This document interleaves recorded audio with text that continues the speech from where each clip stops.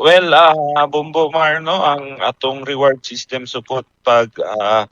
lingkod nako isip konsehal sa syudad sa Malaybalay,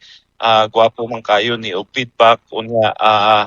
gwapo po kayo ang response po sa katawhan sa syudad sa Malaybalay kay nagtinapa nga gyud aron nga masugpo nato dali ang kaning krimen diri sa atong syudad no. Gusto lang nako klarohon po sa katawhan nga kaning reward system nato ako maning kaugalingong kwarta walay kwarta sa gobyerno nga nalambigit ani kundili ako ani nga personal so kani gipaningkamutan gyud nato no nga mahatag yun diha sa og kinsa ang makatudlo og mga information sa ato ang kaning mga suspect nga nalambigit sa mga krimen diri sa atong kwan sa atong syudad niya. Also, kaning atong reward system kwan man ni siya kaning naagi ni pagtugot pod sa kahitasan unya dako pod ning tabang nga mapadali nato ang kaso sa kaning ginatabangan nato. Cons, so far, Cons, katong ato ang insidente, Cons, katong natigayong krimen, dinis sa to ang dakbayan, Cons. Kumusta, Cons, ang ato ang suspect, Cons, kinabi na dakpan niya atong kaganang alas 12 sa kadlawon? Well, wala pa ko ka-update karon Bombo Marno kay nabilar gid kita gabi so ang ako positive naman to siya nga naa na sa prisuhan. So hopefully transfer na to siya sa Malaybalay sa dali nga panahon.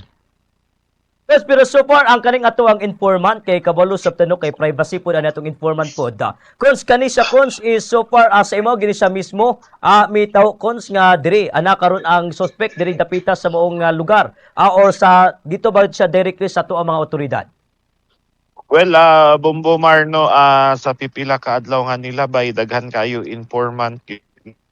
nag-message sa ato pero ato gid ni silang gitag sa tagsa gid og verify og naamanggoy uban pod nga sakay lang sa panahon namastin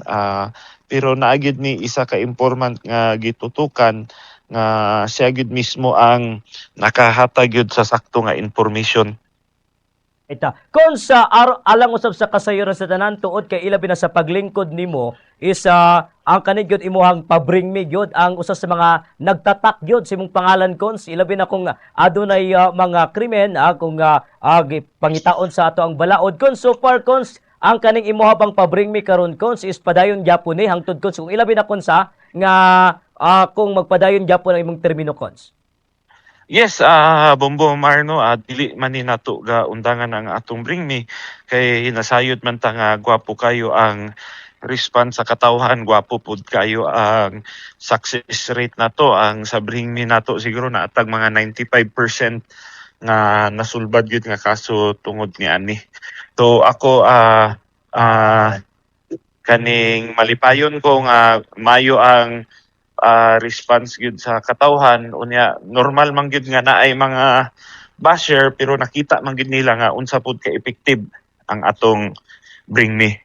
Okay, kay di po na mawala mga bashers cons kay pasagdi na po nato na kay ilabi na susama nini nga mga inisyatibo magdako yung tabang no aron mapadali usab ang investigasyon sa ato ang mga otoridad. Kons imong mensahe karon kons sa ato ang makatawan ilabi na dinhi sa dakbayan sa Malaybalay.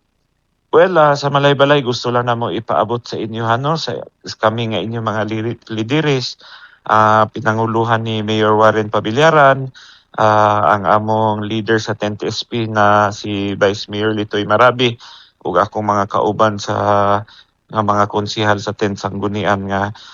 kami pirmi ninyo masampit sa panahon nga naay mga panghitabo nga inani dali ra kami duulon ug sa walay pagduha-duha kami gyud na mutabang alang sa katawhan sa syudad sa Malaybalay.